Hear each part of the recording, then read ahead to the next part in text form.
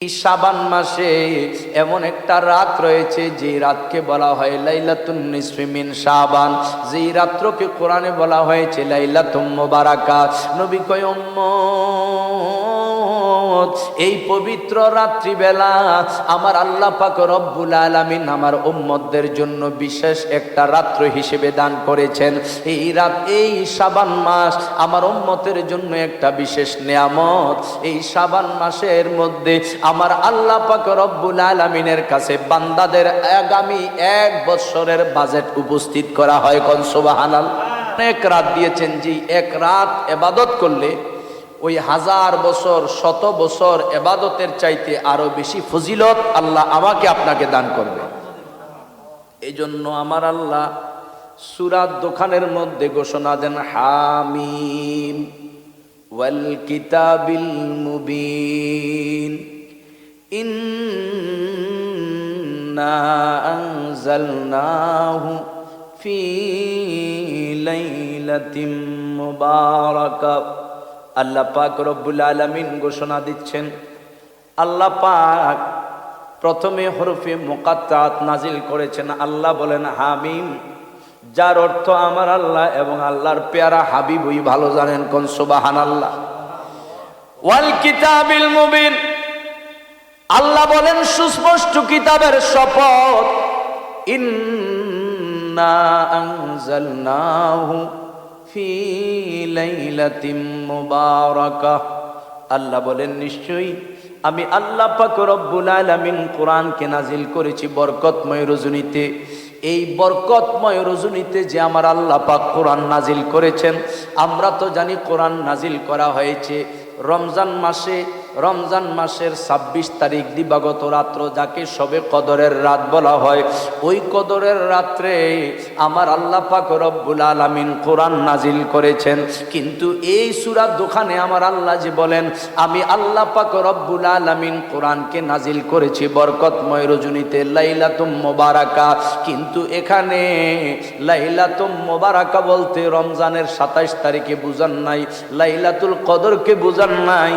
এখানে লাইলাতুম মুবারাকা বলতে হযরত আব্দুল্লাহ ইবনে আব্বাস দয়াল নবীজির আদরের সাহাবী এবং আমার নূর নবীজির আপন চাচাতো ভাই, নবীজির থেকে বয়সে প্রায় 50 বছরের ছোট হযরত আব্দুল্লাহ ইবনে আব্বাস, যিনি রাইসুল মুফাসসিরিন এবং সবচেয়ে বেশি হাদিস বর্ণনাকারী হযরত সাইয়েদনা আবু হুরায়রা রাদিয়াল্লাহু তাআলা আনহু, হযরত ইকরামা রাদিয়াল্লাহু তাআলা আনহু সহ অসংখ্য সাহাবী এবং তাবিঈনগণ এই আয়াতের ব্যাখ্যায় বলছেন, আল্লাহ যে সূরা দোকানের মধ্যে বলেছেন লাইলাতুম মুবারাকা, বরকতময় রজনীতে আল্লাহ পাক কোরআন নাজিল করেছেন। এই বরকতময় রজনী দ্বারা উদ্দেশ্য হলো শাবান মাসের 14 তারিখ দিবাগত রাত, যাকে শবে বরাতের রাত্র বলা হয়। বলেন সুবহানাল্লাহ। হে আমার বন্ধু, আমরা জানি আল্লাহর কোরআন নাজিল হয়েছে কদরের রাত্রে, কিন্তু আল্লাহ যে বললেন আমি কোরআন নাজিল করেছি, এই সূরা দোকানে বলতেছেন আমি শবে বরাতের রাত্রে নাজিল করেছি। এখানে নাজিল বলতে বোঝানো হয়েছে, বিশ্ববিখ্যাত মুফাসসিরিনে কেরাম বলেন এখানে নাজিল বলতে বোঝানো হয়েছে আল্লাহ পাক রব্বুল আলামিন শবে বরাতের রাত্রে ওই লৌহে মাহফুজ থেকে কোরআনকে প্রথম আসমানে দুনিয়ার আকাশে নাজিল করে দিয়েছেন। বলেন সুবহানাল্লাহ। পরবর্তীতে প্রয়োজন অনুযায়ী ওই প্রথম আসমান থেকে জিব্রাইলের মাধ্যমে আল্লাহ পাক রব্বুল আলামিন নূর নবী কামলিওয়ালার কলব মোবারকে দিয়েছেন সুদীর্ঘ 23 বছর যাবত। এই কোরআন নাজিল হয়েছে প্রথম আসমান থেকে জমিনে নাজিল হয়েছে লাইলাতুল কদরে, আর লৌহে মাহফুজ থেকে প্রথম আসমান দুনিয়ার আকাশে নাজিল হয়েছে এই পবিত্র মাসের 14 তারিখ দিবাগত রাত্রে। কোন সুবহানাল্লাহ। হে আমার বাজানো, এই লাইলাতুল বারাত যার অর্থ হলো ভাগ্য রজনী, তকদিরের রাত্র, ভাগ্যের রাত্র কেন বলা হয়? কারণ হলো এই পবিত্র রাত্রে কেউ যদি ঘুমকে বন্ধ করে, আরামের ঘুমকে ছেড়ে দিয়ে আরামের বিছানা ছেড়ে দিয়ে আমার আল্লাহর ইবাদত বন্দেগী দিয়ে লিপ্ত হয়, জিকির আজকারে লিপ্ত হয়, কোরআনুল কারীম তিলাওয়াতে লিপ্ত হয়, আমার নূর নবীজির উপর দুরূদ শরীফ পাঠ করতে থাকে, এবং কবর জিয়ারত, মাজার জিয়ারত যদি বেশি বেশি করে রে, আমার আল্লাহ পাক রব্বুল আলামিনের প্যারা হাবিব আমার নূর নবী বলেন, এই রাত্রে বেশি বেশি বন্দেগী করার কারণে তার নসিব যদি খারাপ থেকে থাকে, ওই খারাপ নসিবটা পরিবর্তন হয়ে আমার আল্লাহ তাকে ভাগ্যবানদের অন্তর্ভুক্ত করে দেয়। কোন সুবহানাল্লাহ। হে আমার বন্ধু, একটু গভীর মনোযোগ। এই শবে বরাতের রাত্রকে আল্লাহ কোরআন শরীফের সূরা দোখানে লাইলাতুম মুবারাকা বলেছেন, আর হাদিস শরীফের মধ্যে এই রাত্রটাকে লাইলাতুন নিসফি মিন শাবান বলেছেন। আল্লাহর হাবিব সাল্লাল্লাহু আলাইহি ওয়া আলিহি ওয়াসাল্লাম, যিনি সরওয়ারে কায়নাত রহমাতুল লিল আলামিন, ওই নূর নবী কামলিওয়ালা বলেন, এই শবে বরাতের ফজিলত অবশ্যই রয়েছে। গণ সুবহানাল্লাহ। বিশ্ববিখ্যাত ফতুয়ার কিতাব, ওই কিতাবের নাম হলো ফতুয়ায়ে শামী। ফতুয়ায়ে শামীর মধ্যে রয়েছে আল্লাহর জগতের মধ্যে শ্রেষ্ঠতম কিছু রাত আছে। তন্মধ্যে এক নাম্বার শ্রেষ্ঠতম রাত হলো ইন্না আফদালাল লায়ালি লাইলাতু মাউলিদিহি সাল্লাল্লাহু আলাইহি ওয়া আলিহি ওয়াসাল্লাম। এই জমিনের মধ্যে শ্রেষ্ঠতম রাত, ওই শ্রেষ্ঠ রাত হলো ঈদে মিলাদুন নবীর রাত্র। বলেন সুবহানাল্লাহ। সুম্মা লাইলাতুল কদর, দুই নাম্বার শ্রেষ্ঠ রাতের নাম কদরের রাত। সুম্মা লাইলাতুল আসরা ওয়াল মেরাজ, তিন নাম্বার হচ্ছে মেরাজের রাত্র। সুম্মা লাইলাতুল আরাফা, চার নাম্বার হচ্ছে আরাফার রাত্র। সুম্মা লাইলাতুল জুমা, পাঁচ নাম্বার হলো জুমার রাত্র। সুম্মা লাইলাতুন নিসফি মিন শাবান, ছয় নাম্বার হলো শাবান মাসের 14 তারিখ দিবাগত রাত্রের যেই ইবাদত করে, ওই যাকে শবে বরাত বলা হয়। আল্লাহর জগতের মধ্যে যত রাত রয়েছে রে, সমস্ত রাত্রগুলোর মধ্যে শবে বরাতের রাত হইল 6 নাম্বার। কোন সুবহানাল্লাহ। হি আমার বন্ধু, আল্লাহর প্যারা হাবিব সাল্লাল্লাহু আলাইহি ওয়া সাল্লাম এই পবিত্র শাবান মাসে বেশি বেশি ইবাদত করতেন, রোজা রাখতেন। সাহাবায়ে কেরাম দয়াল নবীকে জিজ্ঞেস করে, নবী গো,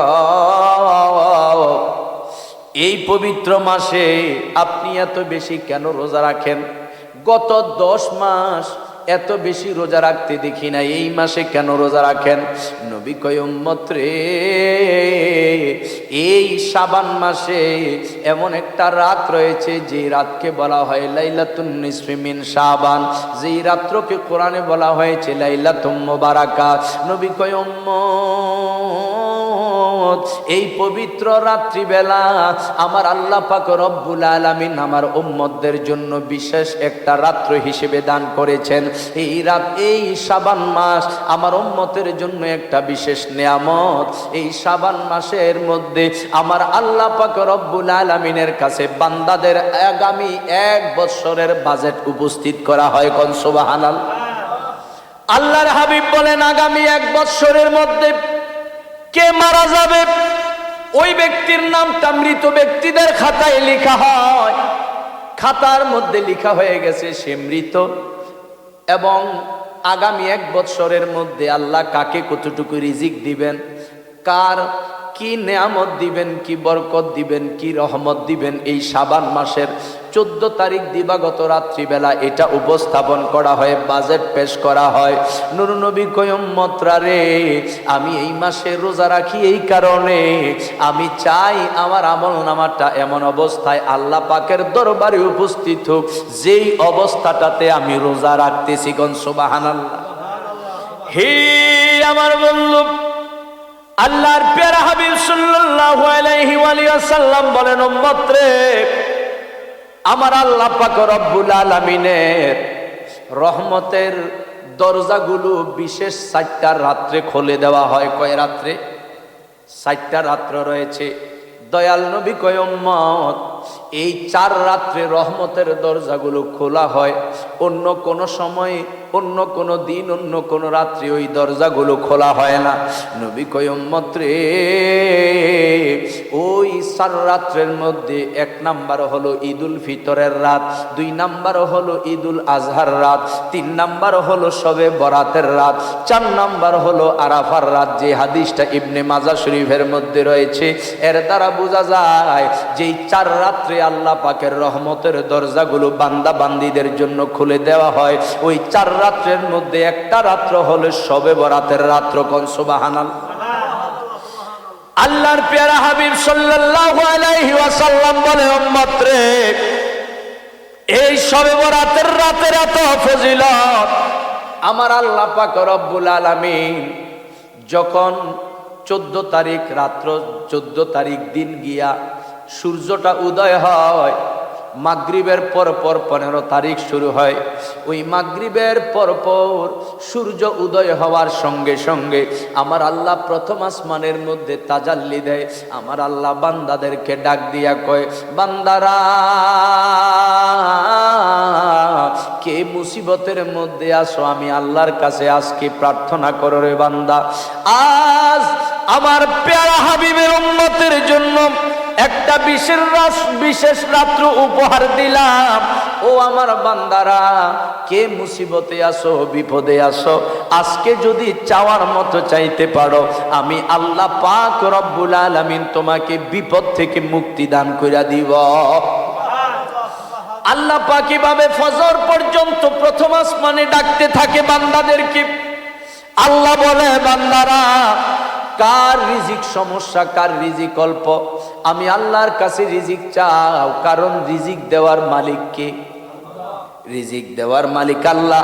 আল্লাহ বলেন, অভাবে আছিস, অনটনে আছিস, এই শাবানের 14 তারিখ দিবাগত রাত্র শবে বরাতের রাত্রে আমার আল্লাহ প্রথম আসমানে বান্দাদেরকে ডেকে ডেকে বলে, বান্দারে রিজিক যদি তোমার অল্প থাকে, আমি আল্লাহর কাছে চাও, আমি আল্লাহ পাক রব্বুল আলামিন তোমাকে হিসাব ছাড়া রিজিক দান কইরা দিব। আল্লাহ বলেন, হায়াত কম, আজকে রাত্রে আমার কাছে হায়াত চাও, আমি হায়াত দিব। দৌলত নাই, সম্পদ নাই, আমি আল্লাহর কাছে সম্পদ চাও, আমি আল্লাহ পাক রব্বুল আলামিন সম্পদ তোমাকে দান করব। এই শবে বরাতের সারাটা রাত্র স্বয়ং আল্লাহ রব্বুল আলামিন হয়ে, মালিকুল মুলক হয়ে, তিনি আমাদের মালিক হয়ে গোলামদেরকে ডেকে ডেকে আমাদেরকে দরজা খুলে দিয়েছেন। বান্দারা, আমি আল্লাহর কাছে চাও, যে যা চাইবা আজকে রাত্রে আমি ওই বান্দাকে আমি তাই দান কইরা দিব। হে আমার বন্ধু, আল্লাহর প্যারা হাবিবের সবচেয়ে আদরের বিবি আমাদের আম্মা জান, দয়াল নবী কামলিওয়ালার 11 জন বিবি ছিল। ওই 11 জন বিবিদের মধ্যে আম্মা জান খাদিজাতুল কুবরা রাদিয়াল্লাহু তাআলা আনহার পরে সবচেয়ে বেশি যারে ভালোবাসতেন আমার দয়াল নবী, যাকে বেশি মায়া করতেন, ওনার নাম হলো সৈয়দাতুনা আম্মা জান আয়েশা সিদ্দিকা রাদিয়াল্লাহু তাআলা আনহা। দয়াল নবীজি এই শাবানের 14 তারিখ রাত্রিবেলা আম্মা জান আয়েশা সিদ্দিকার ঘরে থাকার কথা। দয়াল নবী এর আগের দিন অন্য বিবির ঘরে ছিলেন, এর আগের দিন অন্য বিবির ঘরে ছিলেন। এই শাবানের 14 তারিখ দিবাগত রাত্র শবে বরাতের রাত্রটা আম্মা জান আয়েশা সিদ্দিকা রাদিয়াল্লাহু তাআলা আনহার ঘর মুবারকে থাকার কথা। দয়াল নবী আমার, নূরের নবী আমার, ওই শবে বরাতের রাত্রিবেলা আম্মা জান আয়েশা সিদ্দিকা রাদিয়াল্লাহু তাআলা আনহার হুজরা মোবারকে শুয়ে আছেন। আম্মা জান আয়েশা সিদ্দিকা শুয়ে থাকতে থাকতে ওনার চোখে ঘুম চলে এসেছে। অনেক পরে যখন ঘুম ভেঙে গেল, উনি দেখতেছে ওনার বিছানার মধ্যে আল্লাহর হাবিব নাই, আমার নূর নবী কামলিওয়ালা ওনার হুজরা মোবারকে নাই। মনে বড় আঘাত, আজকে রাত্র তো আমার রহমাতুল লিল আলামিন কামলিওয়ালা আমার হুজরাতে থাকার কথা। দয়াল নবীজি, আমি আয়েশার চাইতে অন্য কোন বিবিকে তো মহব্বত করে রে, আমি আয়েশারে ঘুমের মধ্যে রেখে নূর নবী কোন বিবির ঘরের মধ্যে চলে গেল? আজকে আমারে দেখতে হবে আমার নবী কামলিওয়ালা কারে আমার চেয়ে বেশি ভালোবাসে।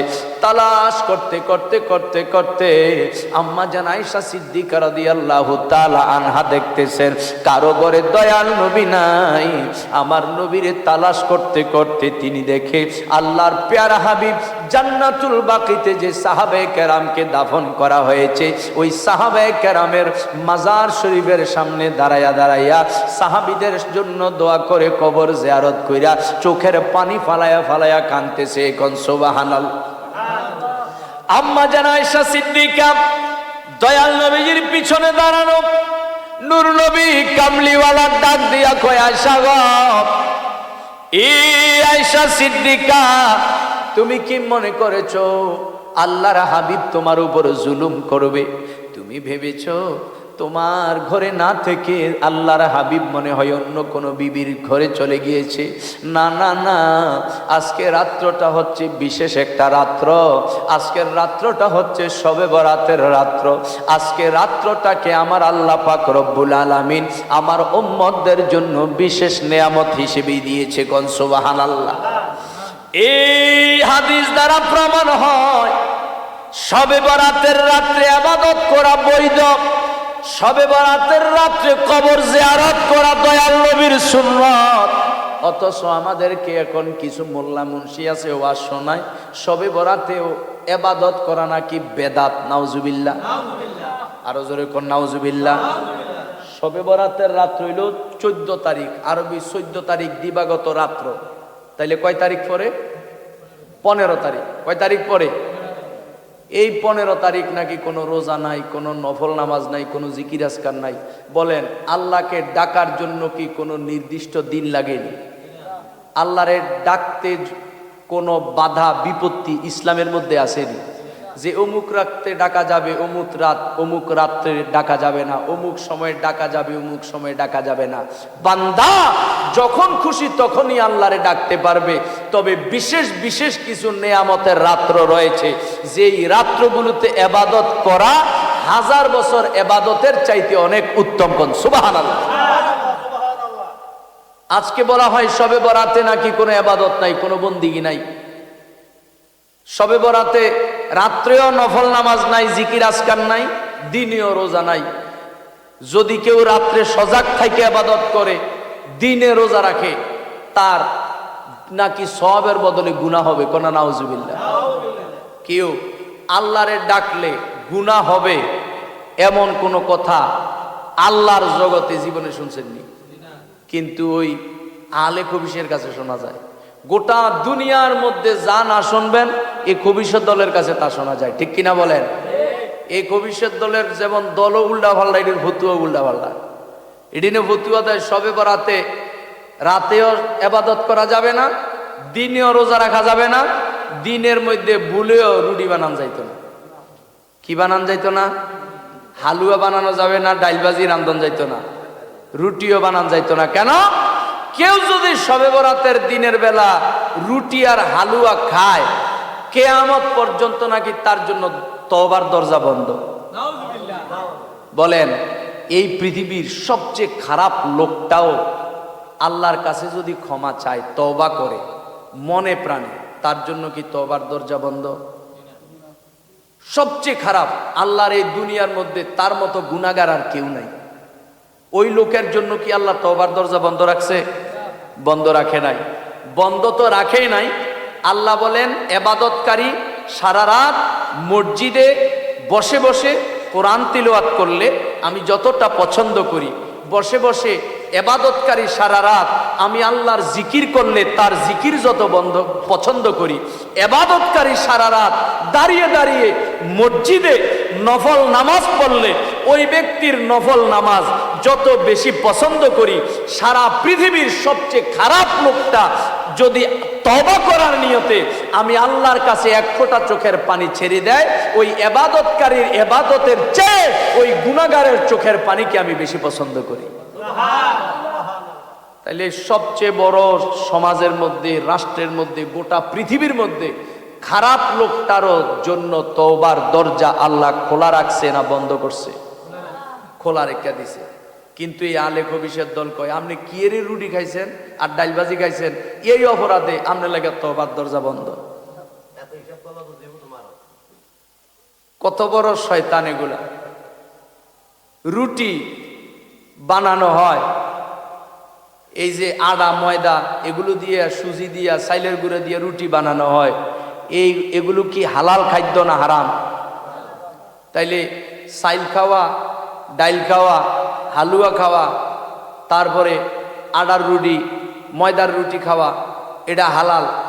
তারা যেহেতু কয় এই রুটি খাইলে তওবার দরজা বন্ধ হয়ে যাব, এর দ্বারা বোঝা যায় ওই আলে খবিশের মত তারা মনে করে যে আটার রুটি, ময়দার রুটি, চাইলের রুটি খাওয়া মনে হয় হারাম। ঠিক কিনা? যার কারণে হয়তো এই কথা কইতো না। হালুয়া কত মজার খানা, এটা অন্য সময় খাইতে পারবেন, কিন্তু বরাতে খাইতে পারতেন না। সবে বরাতের দিনে খাইলে তওবার দরজা বন্ধ হয়ে যাব। এই দল যেমন গজব্যা, এটির ফতুয়া তেমন গজব্যা। ঠিক কিনা? এগুলো এমন বাজে বাজে ফতুয়া দেয়। আপনি গরিব মানুষ, হাতে যদি 2টা টাকা, এই যে জসিমউদ্দিন কত কষ্ট করে চলে, তে যদি একদিন রিক্সা চালাইয়া কয়টা টাকা বেশি হয়, বাজারে গিয়া যদি দেয় বড় মাছ, তার মনটা যদি চায় আমার পোলা মাইয়া লইয়া, বউ লইয়া বড় মাছটা খামু আমার মারে লইয়া, এটা কি জায়েজ আছে নাকি গুনইবে তার? হ্যাঁ? অথচ এই আলে খবিশের দল ফতুয়া দিছে যে গরিব তার জন্য বাজারে গিয়া যদি দেয় বড় মাছ, আর যদি বড় মাছ দেখা বড় মাছটা কিনা খায় তাইলে তে গুণ হইব। গরিব মানুষে বড় মাছ খাইতারত না। আর যদি কোনো ধনী লোক বাজারে গিয়া দেখছে ছোট ছোট ট্যাংরা, ফুডি, দারখিলা পাওয়া যায়, মলাইয়া মাছ পাওয়া যায়, এই মলাইয়া মাছ তো বড় লোকে বেশি খায়, ঠিক নেই? কিন্তু এই গজব্যা দলের ফতুয়া হইল কোন বড় লোক বাজারে গিয়া ছোট মাছ কিনা হারাম, আর গরিবে বড় মাছ কিনা হারাম। গরিব মানুষ কি বড় মাছ খাইতে মন চায় না? হেতার টে আছে দেখে হেতে হাইয়া বোয়াল কার্বু খাইতে হইব। এই সমস্ত শয়তান, নবীর দুশ্মন, অলির দুশ্মন থেকে আল্লাহ আমাদেরকে হেফাজত করুক, বলেন আমিন। সবে বরাতে বেশি বেশি হালুয়া, বেশি বেশি রুটি বানাই, আমরা নিজেও খাই, পাড়া প্রতিবেশীরে খাওয়াই, আত্মীয় স্বজনরে খাওয়াই। আমার নবীজিকে জিজ্ঞেস করছে, ইয়া রাসূলুল্লাহ আইয়ুল ইসলাম খায়রুন, নবী গো ইসলামে কত কাজ আছে, কত ইবাদত আছে, কত বন্দিগি আছে, আপনার কদমে জানতে চাই সমস্ত কাজের মধ্যে কোন কাজটা উত্তম? ক্বালা তুতঈমুত তাআম ওয়া তুকরিউস সালাম আলা মান আরাফতা ওয়া মান লাম তারিফ। আমার নবী কয় ইসলামে যত কাজ আছে তন্মধ্যে সর্বশ্রেষ্ঠ কাজ হইল মানুষকে খাবার খাওয়ানো। তাইলে সবে বরাতে আমরা মানুষকে খাবার খাওয়াইনি, পাড়া প্রতিবেশীরে খাওয়াইনি, আমরা খাওয়াই। নবীজির ওই হাদিসের অনুসরণ আমরা করি, সুন্নিরা করি। ওহাবি আর আলে খবিশ ইডি মানুষের খাওয়াইতে চায় না, ইডির মানুষ খাওয়াইতে চায় না, যার কারণে জান্নাতের খাবার তাদের জন্য বন্ধ। ঠিক কিনা বলেন? জান্নাতের খাবার তাদের জন্য বন্ধ। যে যত বেশি অপরকে খাওয়াবেন তার মর্যাদা তত বাড়বে।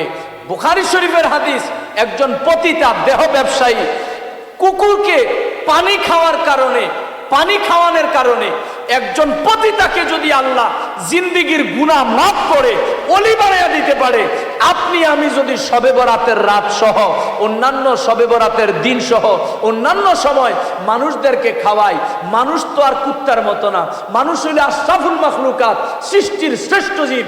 মানুষকে খাওয়াইলে নিঃসন্দেহে আমার আল্লাহ তার ইমানদার মোমেন বানায়া কবরে নিবে। ঠিক কিনা? এ কারণে শবে বরাতে হালুয়া, রুটি বেশি বেশি করবেন, দরকার আছে কিনা? যদি কোনো সমাজে ওয়াহাবি থাকে ইডির মধ্যে আরো বেশি করবেন। যদি কোনো সমাজে আলে খবিশ থাকে তাদের সামনে আরো বেশি করবেন। তার বাড়ির সামনে দরকার হলে ডেস্কে নিয়ে রাখবেন, সবাই ভিড়ি দিবেন বাড়ির সামনে নিয়ে, আরো বেশি জ্বলবো। ঠিক নেই? আরো বেশি জ্বলবো। আর এটি তো এমনিও লুবি, হয়তো লোল ফইরেও যাইতে পারে, তবুও খাবাইয়েন না, সাবধান। হারাম ফতুয়া দিছে আঙ্গুল লাগিয়ে খাইবো কেন? ঠিক কিনা বলেন? শবে বরাত যেমন বন্দিগির রাত, ইবাদতের রাত, ইবাদতের দিন, বন্দিগির দিন, এবং ওই দিন বেশি বেশি নফল দান সদকা করবেন। এতে কলবের মধ্যে নূর পয়দা হবে, এতে আল্লাহ রসুল খুশি হবে। কবরের অন্ধকার দূর হয়ে ওই কবর জান্নাতের নূরে আলোকিত হয়ে যাবে। কোন সুবহানাল্লাহ। এই রাতের এত ফজিলত আমাদের হায়াত অনেক কম, ঠিক কিনা?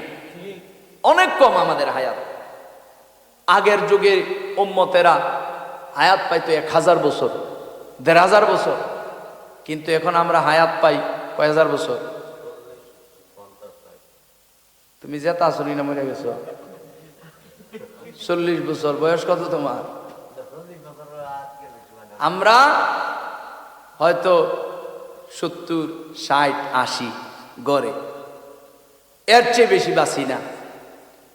আমাদের হায়াত কম, কিন্তু জিন জাতির হায়াত এখনো আছে। এখনো জিন 1-2 হাজার বছর বাঁচে। দয়াল নবীজির সময়ের অনেক জিন সাহাবী এখনো আছে। কোন মারহাবা। জিন আর আমরা অনেক ব্যবধান।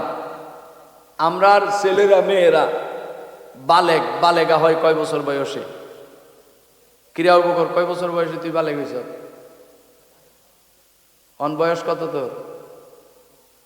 বালেগ হয়ে গেছে। তাইলে 9 বছর আর 12 বছর যখন বয়স হয় তখন আমরা সাবালেক হই, ঠিক কিনা? সাবালেক হই।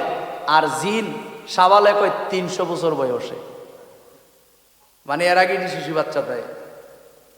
300 বছর বয়সের আগ পর্যন্ত শিশু। জিন সাবালেক সাবালিগা প্রাপ্ত বয়স্ক হয় কয়শো বছরে? 300 বছরে। আর আমরা যদি হেতাগো অনুযায়ী সাবালেক হইতাম যাই, দাঁত সব ডিবিরা যাইব। কারণ আমরা তো দাঁত হইয়া যাই 70 বছর বয়সে, সাবালেক অনুগত্য নেই। মানুষকে আল্লাহ হায়াত কমিয়ে দিয়েছেন সত্য, কিন্তু আমার নূর নবীর উম্মত হওয়ার কারণে আমাদেরকে এই অল্প সময়ে এমন কিছু রাত উপহার দিয়েছেন রব্বুল ইজ্জাত নূর নবীজির খাতিরে। অন্য নবীর উম্মতেরা 2000-3000 বছর জীবিত থেকে যত ইবাদত করতেন, আমার আল্লাহ আমাকে আপনাকে 1 বছরের ভিতরে তার চেয়ে বেশি ইবাদতের সওয়াব অর্জন করার মাধ্যম খুলে দিয়েছেন। কোন সুবহানাল্লাহ। হযরত ঈসা রুহুল্লাহ, ঈসা পয়গাম্বর, ওনার আব্বার নাম কি? ঈসা নবীর আব্বার নাম কি? কে কইতে পারবেন? কইতে পারলে 10 লাখ টাকা পুরস্কার। হ্যাঁ, কি আসেনি রুমি? ঈসা রুহুল্লাহ, হযরত ঈসা রুহুল্লাহ, যিনি পিতা ছাড়া পৃথিবীতে এসেছেন। এটা আল্লাহ তাআলা পিতা মাতার মাধ্যমে যেমন সন্তান দেওয়ার ক্ষমতা আছে, আবার আদম নবীকে সৃষ্টি করে আল্লাহ এটাও প্রমাণ দেখিয়েছেন আমাদেরকে, পিতা মাতা ছাড়াও আল্লাহ মানুষ বানাইতে পারে। আবার ঈসা রুহুল্লাহকে পৃথিবীতে পাঠিয়ে আল্লাহ এটাও প্রমাণ দিয়েছেন যে আল্লাহ পাক পুরুষ ছাড়াও আল্লাহ পৃথিবীতে মায়ের গর্ভ থেকে সন্তান দিতে পারে। কোন সুবহানাল্লাহ। হযরত ঈসা পয়গাম্বর জঙ্গলের মধ্যে হাঁটতেছে, আল্লাহ পাকের কুদরত দেখতেছে হেঁটে হেঁটে। হঠাৎ করে দেখতেছে পাহাড়ের মধ্যে সুন্দর একটা পাথর, সাদা একটা বিশাল বড় পাথর। তিনি আশ্চর্য হয়ে গেলেন, এমন ধবধবে পাথর জীবনে কোনোদিন আমি দেখি নাই। বারবার ওই পাথর, বিশাল বড় পাথরের চতুর্দিকে ঘুরে ঘুরে তিনি দেখতেছেন পাথরটাকে, আশ্চর্য হয়ে গেলেন। জীবনে কত জায়গায় গেলাম, কত জায়গায় ঘুরলাম, কত রং বেরঙের পাথর দেখলাম, আল্লাহ এত সুন্দর পাথর কোনোদিন দেখি নাই, এত সুন্দর পাথর কোনোদিন দেখি নাই। আল্লাহ পাক রব্বুল আলামিন কই, ঈসা, ও ঈসা রুহুল্লাহ, সাদা পাথর দেখেই তুমি আশ্চর্য হয়ে গেছো। সাদা পাথরের ভিতরে আমি আল্লাহ পাকের আরো একটা কুদরত আছে, তুমি সেটা দেখতে চাও কি না? ঈসা নবী বলে, আল্লাহ এই সাদা পাথরের ভিতর তুমি রব্বুল আলামিন কি কুদরত রেখেছো, অবশ্যই আমি দেখতে চাই, তুমি দেখাও। আমার আল্লাহ পাক রব্বুল আলামিন সঙ্গে সঙ্গে বিশাল বড় পাথরটাকে 2 টুকরা করে দিলেন। 2 ভাগ যখন হয়ে গেল সাদা পাথর, ঈসা নবী দেখে ওই পাথরের ভিতরে একজন বৃদ্ধর হাতের মধ্যে লাঠি নিয়া, তসবিহ নিয়া ওই পাথরের ভিতরে আমার আল্লাহ পাকের বন্দিগি করতেছে। ওই লোকের সামনে এই পাথরের ভিতরে একটা আঙ্গুর ফলের গাছ। ঈসা নবী জিজ্ঞেস করে, রে আল্লাহর বান্দা, এই পাথরের ভিতরে তুমি কেন? ওই বান্দা জবাব দিয়েছে, ওগো ঈসা রুহুল্লাহ, আমি আল্লাহর এত বন্দিগি করি গো, আল্লাহর এত ইবাদতে মগ্ন থাকি, দুনিয়ার মানুষ আমারে ডিস্টার্ব করলে আমি শান্তি পাই না। আমি আল্লাহর কাছে দোয়া করেছি, আল্লাহ এমন একটা ব্যবস্থা করে দাও, এমন একটা ব্যবস্থা করে দাও যেই জায়গায় তুমি আল্লাহকে আমি ডাকবো, তোমার বন্দিগি করব, তোমার রিয়াজত করব, মুরাকাবা করব। মাবুদ তুমি আল্লাহর ইবাদতের সময়, তুমি আল্লাহ পাকের মুরাকাবায় থাকার সময় আমারে যেন কুল কায়নাতের কেউ কোনো ডিস্টার্ব না করতে পারে, তুমি ব্যবস্থা করে দাও। 5টার মধ্যে এখন বলছি কয়টা?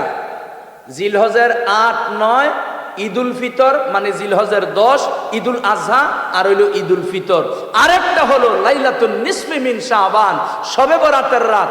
এই পবিত্র মাসের, আজকের এই মাস যে চলতেছে, এই মাসের 14 তারিখ দিবাগত রাত, এই 5টা রাত যদি কেউ বন্দেগী করে, আমার নূর নবী কয় উম্মত রে, জাহান্নাম হারাম হয়ে তোর জন্য জান্নাত ওয়াজিব হয়ে যাবে।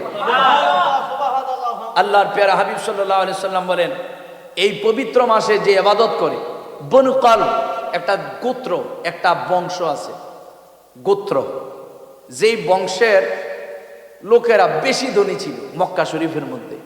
মক্কা শরীফের এমন কোন রাস্তাঘাট নাই, অলিগলি নাই, যেই অলিগলিতে তাদের ছাগল ভেড়া দেখা যাইত না, এত বেশি। মক্কা শরীফের মধ্যে প্রতিটা রাস্তায় রাস্তায় তাদের ছাগল আর ভেড়া, এত বেশি তাদের বকরি। আমার নবী বলেন, উম্মত, যে ব্যক্তি শবে বরাতের রাত্রে ইবাদত করবে, বন্দিগি করবে, আমার আল্লাহ এত খুশি হইয়া যায়, আমার আল্লাহ এত খুশি হইয়া যায়, ওই বনু কলব গোত্রের যত বকরি আছে, যত ছাগল আছে, যত ভেড়া আছে, ওই ছাগল আর ভেড়ার শরীরে যত পশম, তার চেয়ে বেশি আমার উম্মত যারা গুনাহগার তাদেরকে মাফ করে আল্লাহ জান্নাতি বানায়া দেয়। নবী বলে, উম্মত রে, এই রাত্রে ইবাদত করলে বড় বড় গুনাহগারকে আল্লাহ মাফ করে দেয়, কিন্তু কিছু কিছু উম্মত আছে যাদেরকে আল্লাহ মাফ করে না। নাউজুবিল্লাহ। এই রাত্রে, শবে বরাতের রাত্রে আমার আল্লাহ বড় বড় গুনাহগারকেও মাফ করে দেয়, কিন্তু কিছু কিছু গুনাহগার এমন আছে যাদের গুনাহ এই শবে বরাতের রাত্রেও মাফ করে না। গুনাহ মাফ করবে তো পরের কথা, শবে বরাতের রাত্র যদি সারাটা রাত্র বন্দিগি করে, ওই তাদের ইবাদত পর্যন্ত আমার আল্লাহ কবুল করে না। নাউজুবিল্লাহ। নবী গো, এমন হতভাগা কারা, এমন দুর্ভাগা কারা যাদের ইবাদত কবুল হয় না, যাদের গুনাহ মাফ হয় না।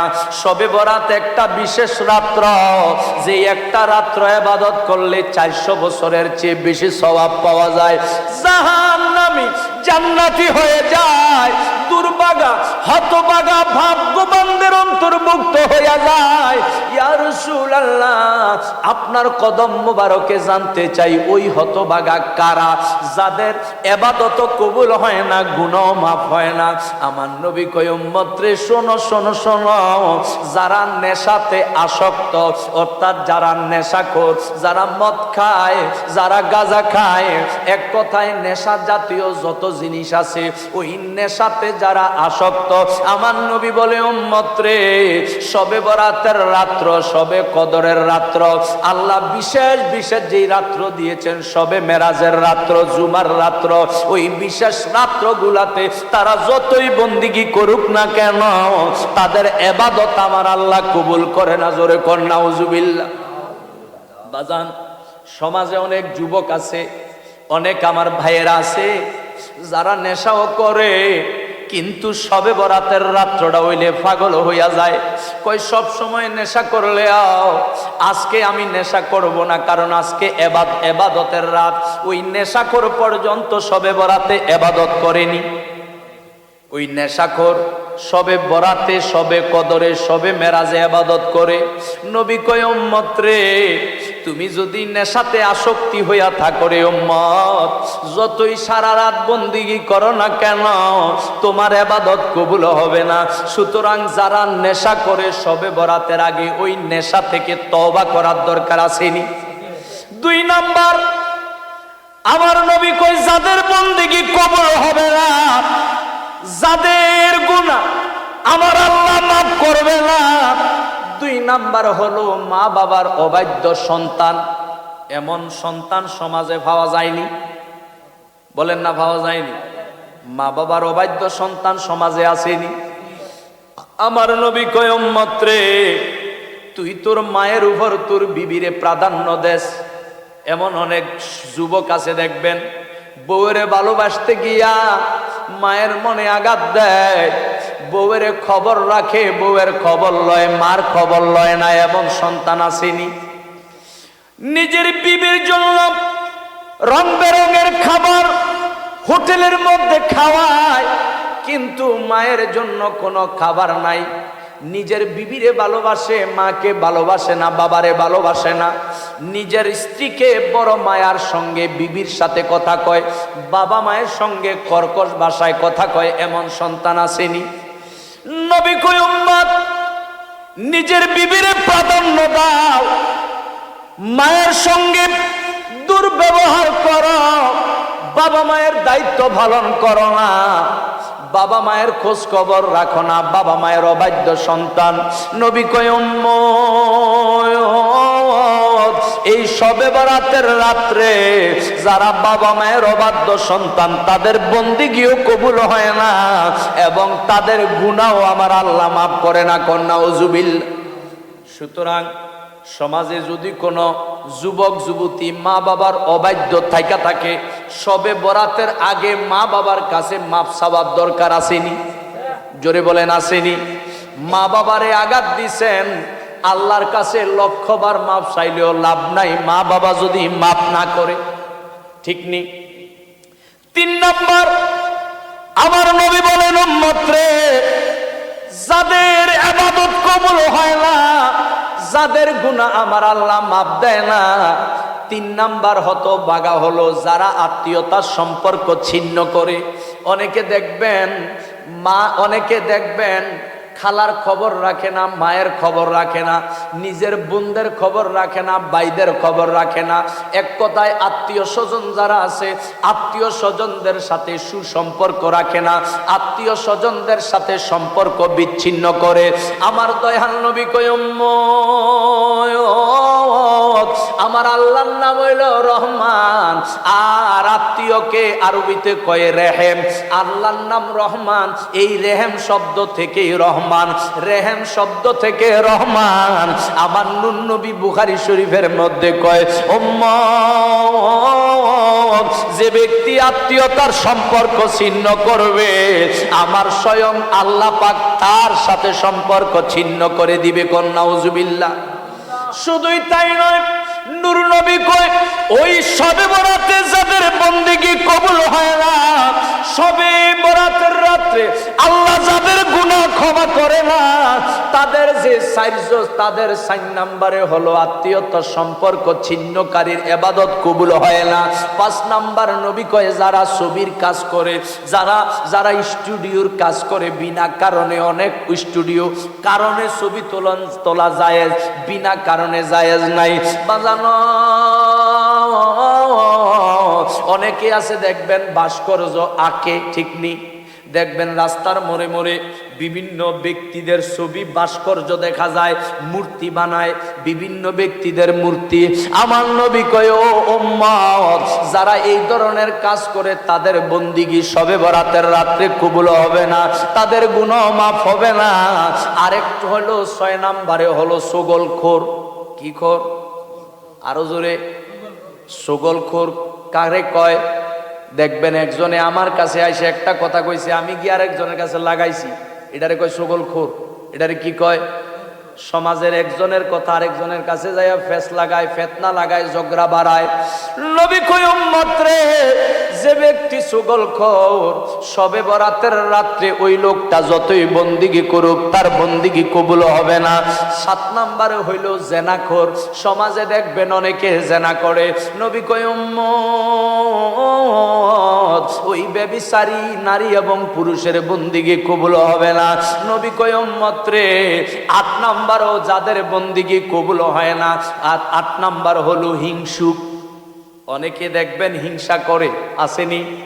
ভাই ভাইয়ের হিংসা করে, ভাই বোনের হিংসা করে। সমাজ ফাঁসের বাড়িতে একটু উন্নত, ফাঁসের বাড়ির লোকদেরকে হিংসা করে। নবী কয় উম্মত রে, হিংসা কইরো না, হিংসা কইরো না। তুমি আরো দোয়া করবা তোমার পাড়া প্রতিবেশীর অভাব যেন আল্লাহ দূর করে। তোমার পাড়া প্রতিবেশীর অভাব দূর করার দোয়া যখন করবা, আল্লাহ খুশি হয়ে তোমার অভাব অটোমেটিক দূর কইরা দিবে। তাইলে হিংসা করা জায়েজ আসেনি? হিংসা বিদ্বেষ করা যাবে না, কারণ হিংসুকের ইবাদত আল্লাহ পর্যন্ত পৌঁছে না। হিংসুক ব্যক্তি শবে বরাতের রাত্রে যদি ইবাদত করে, নবী কয় উম্মত, তোমার বন্দিগি আল্লাহ কবুল করবে না। অন্তরে হিংসা রেখে তুমি যদি আল্লাহরে ডাকো সারাটা রাত্র, শবে বরাতের রাত্রে, বন্দিগিও কবুল হবে না, জিন্দেগির গুনাহ মাফ দিবে না। যদি চাও তোমার ইবাদত কবুল হোক, যদি চাও তোমার জীবনের গুনাহ মাফ হোক, অতীতে হিংসুক ছিলা, অতীতে হিংসা করছো, মন থেকে আল্লাহর দরবারে যদি তওবা করো, আমার আল্লাহ তো বড় দয়াবান।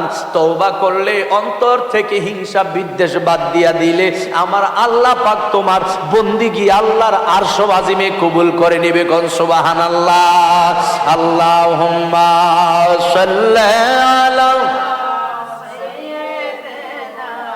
মাওলানা মুহাম্মাদ ওয়া আলা আলিহি।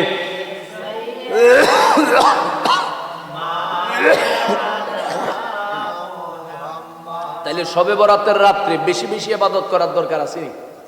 বেশি বেশি কোরআন তেলাওয়াত করবেন। কি তেলাওয়াত? বেশি বেশি তেলাওয়াত। কোরআন তেলাওয়াত করতে যদি না পারেন, যে তেলাওয়াত করতে পারে সে তেলাওয়াত করবে, আপনি গিয়ে বসে থাকবেন, বসে বসে মনোযোগ দিয়ে শুনবেন। আর এটা আপনার জন্য একটা লজ্জার, মুসলমান হইয়া যদি কোরআন শরীফ পড়তে পারেন না, হাসরের দিন দয়াল নবীজির মুখ দেখাইতে পারবেন না। ঠিক কিনা বলেন? কোরআন শিখবেন, বয়স নাই। কোরআন শিক্ষার কোনো বয়স আসেনি, বয়স নাই। বুড়ো হয়ে গেছেন, বদমাশি করতেছেন, লজ্জা লাগে না। কিন্তু কোরআন শিখতে গেলে কোন বুড়ো হয়ে গেছি, অনি পড়তাম কোরআন শরীফ। হ্যাঁ, হুজুরে যদি কয় আপনি আরো ডরান। অথচ আমাদের মাদ্রাসার মধ্যে আমরা সাইনবোর্ডে লিখে দিছি, যারা বয়স্ক কোরআন শরীফ যদি শিখতে চায় তাদের জন্য শিক্ষা ফ্রি। শিক্ষা কি? গাঞ্জা ফ্রি দেয় না, কিন্না খাইতেন টানাটানি করেন। বাবারে কিন্না ট্যাবলেট, আর কি হেসা বাবা না, কি এই ট্যাবলেট বাবা, বাবা কিন্না খাওয়ানোর লেগে টানাটানি করেন, ফ্রি দেয় না। আর কোরআন শিখাবো ফ্রি। 1 বছর হয়ে গেছে ঘোষণা দিছি, একটা মানুষ পাইলাম না যে যাইয়া কইতে যে হুজুর আমি শিখতাম চাই। ফ্রি আল্লাহর কোরআন শিখার লোক নাই। কিন্তু ভাগ্যটা বালা, সমাজ নষ্ট হয়ে গেছে, টিয়া দিয়া কিন্না নেশা খায়। আর যদি কোনো নেশার ব্যবসায়ী যদি কইতে বলে গাঁজা মদ ইয়াবা, এটি সব ফ্রি। আমার তো মনে হয় সমাজের প্রতিটা ঘরে ঘরে গাঁজার পাহাড় থাকলো, কারণ ফ্রি না পাওয়া যায়। ঠিক নেই? মদ বোতল, পানির জগ যতলা থাকলো, এর সে 10 গুণ মদের বোতল থাকলো। ঠিক নেই? জগের চাইতে মদের জগ বেশি থাকতো, নাভা ট্যাবলেটের চাইতে বাবার ট্যাবলেট বেশি থাকতো। ঠিক নেই? ফ্রি দিলে, ফ্রি ছাড়াই তো কিন্না খাইয়া কত সিফা সাবার মধ্যে কত ব্যবসা করে। এই সমস্ত গুনার কাজে মানুষ জড়ায়, টেকা দিয়া গুনার কাজে জড়ায়। আর কোরআন শিখামু কইছি ফ্রি, শিখার জন্য লোক পাই না। আল্লাহ হেদায়েত করুক। আমিন। আল্লাহ বুঝার তৌফিক দেখ, বলেন আমিন। তাহলে বেশি বেশি শবে বরাতের রাত্রে ইবাদত করার দরকার আসেনি? কোরআন তেলাওয়াতের দরকার আসেনি? দুরূদ শরীফের দরকার আসেনি? কবর জিয়ারতের দরকার আসেনি? জিকির আজকারের দরকার আসেনি? আড্ডা বন্ধ। আমরা তো এই বিশেষ রাতগুলোতে আড্ডা দিই। যুবকরা আড্ডা দেয়, ঘোরাঘুরি করে। আল্লাহ এই সমস্ত অন্যায় থেকে হেফাজত করুক, বলেন আমিন। এবং বেশি বেশি নফল নামাজ পড়বেন। কি নামাজ? একটা নফল নামাজের কথা আপনারে বলি। প্রথমত চেষ্টা করবেন 100 রাকাত, তাও যদি না পারেন 12 রাকাত। কয় রাকাত? 12 রাকাত নফল নামাজ পড়বেন। 12 রাকাত নফল নামাজ আপনি যে পড়বেন, আল্লাহর হাবিব সাল্লাল্লাহু আলাইহি সাল্লাম বলেন, যে ব্যক্তি 12 রাকাত নফল নামাজ পড়বে, প্রত্যেক রাকাতে সূরা ফাতিহার সাথে সূরা ইখলাস 10 বার। সূরা ইখলাস কয়বার? 10 বার সূরা ইখলাস প্রতি রাকাতে। এভাবে 12 রাকাত নফল নামাজ পড়লে, 12 রাকাত নফল নামাজ পড়ার সাথে সাথে আমার আল্লাহ তার গোটা জিন্দিগির গুনাহ মাফ করে দিবে। আরেকটার নফল নামাজ হইল মাগরিবের পরে। কিসের পরে? মাগরিবের নামাজের পর, মানে শবে বরাতের রাত্রে। 14 তারিখ সূর্য ডুবার পরে মাগরিবের আজান দিবে। আজান দিলে মাগরিবের নামাজটা পইরা আপনি 6 রাকাত নামাজ পড়বেন, ফরজ আর সুন্নত পইরা। 6 রাকাত নামাজ 2 রাকাত করে। কয় রাকাত করে? আরো জোরে বলেন, কয় রাকাত করে? যে কোনো সূরা দিয়া, যে কোনো সূরা ফাতিহার পরে যে কোনো সূরা দিয়ে 2 রাকাত করে। মোট কয় রাকাত? প্রথম 2 রাকাত পড়ে সালাম ফিরিয়া 21 বার সূরা ইখলাস পড়বেন। সূরা ইখলাস কয়বার? এবং যদি আপনি সূরা ইয়াসিন পারেন, সূরা ইয়াসিন পড়বেন 1 বার। সূরা ইয়াসিন যদি না পারেন, অবশ্যই সূরা ইখলাস কতবার পড়তে হবে? অনেকে হয়তো মাইকের আওয়াজটা শুনে মনে মনে চিন্তা করতেছে, সূরা ইখলাস কোনটা, এটা তো পারি না, কিন্তু কুল হু আল্লাহ পারে। হ্যাঁ, ঠিক নেই? কয় হুজুর কুল হু আল্লাহ পারি, কিন্তু ইখলাস পারি না। কুল হু আল্লাহ আর ইখলাস 2 না 1? হ্যাঁ, হাতে ড্যাডিরে চিনে, আব্বারে চিনে না। আবার বাঙালি আব্বারে চিনে, ড্যাডিরে চিনে না। ড্যাডি আর আব্বা কি 2 না 1? 1। তো সূরা ইখলাস এটাই হইল কুল হু আল্লাহু আহাদ। এই সূরা ইখলাস কয়বার পড়তে হবে? 21 বার। আবার 2 রাকাত পড়ে আবার সূরা ইখলাস 21 বার। আবার 2 রাকাত পরে সূরা ইখলাস 21 বার। এই যে 6 রাকাত নামাজ পড়ার সময় নিয়ত করবেন, আল্লাহ যেন আপনার গুনাহ মাফ করে। আবার 2 রাকাত পড়ার সময় নিয়ত করবেন, আল্লাহ যেন আপনাকে আল্লাহ ছাড়া অন্য কারো মুখাপেক্ষী না করে। আবার নিয়ত করবেন, আল্লাহ যেন আপনার হায়াত বরকতের হায়াত, একটা তো আছে গুনার হায়াত, গুনার হায়াত না, আল্লাহ যেন নেক হায়াত দান করে। এই নিয়তে আপনি যখন 6 রাকাত নামাজ পড়বেন, তখন আল্লাহ আপনাকে সুস্থতার সাথে নেক হায়াত দান করবে, রিজিক বাড়াইয়া দিবে, অভাব অনটন দূর করবে, এবং আল্লাহ ছাড়া পৃথিবীর অন্য কারো মুখাপেক্ষী আপনি হবেন না। আল্লাহ আপনাকে অমুখাপেক্ষী বানাইয়া দিবে। কোন সুবহানাল্লাহ। তো এইভাবে এই নফল নামাজ 6 রাকাত, আবার 12 রাকাত, এরপরেও আরো যে যত পড়তে চান নফল নামাজ পড়া যাবে। সারা রাত বন্দিগি করবেন, ইবাদত করবেন, মা বাবার খেদমত করবেন। মা বাবা যদি বাড়িতে থাকে, এই রাত্রে আপনি মনে রাখবেন, কোরআন তেলাওয়াত একটু সময় করবেন, জিকির আজকার করবেন একটু সময়, দুরূদ শরীফ পড়বেন একটু সময়। যদি দাদা দাদি নানা নানি বংশবুনিয়াদ কবরে থাকে, তাদের কবর পাড়ে গিয়া কবর জিয়ারত করবেন একটু সময়। আবার মা বাবা যদি জীবিত থাকে, একটু সময় গিয়া তাদেরও খেদমত করবেন, কারণ তাদের খেদমত এমন এক বন্দিগি, আপনি সারা রাত হয়তো ইবাদত করেছেন, আল্লাহ পর্যন্ত পৌঁছে নাই, মা বাবার খেদমত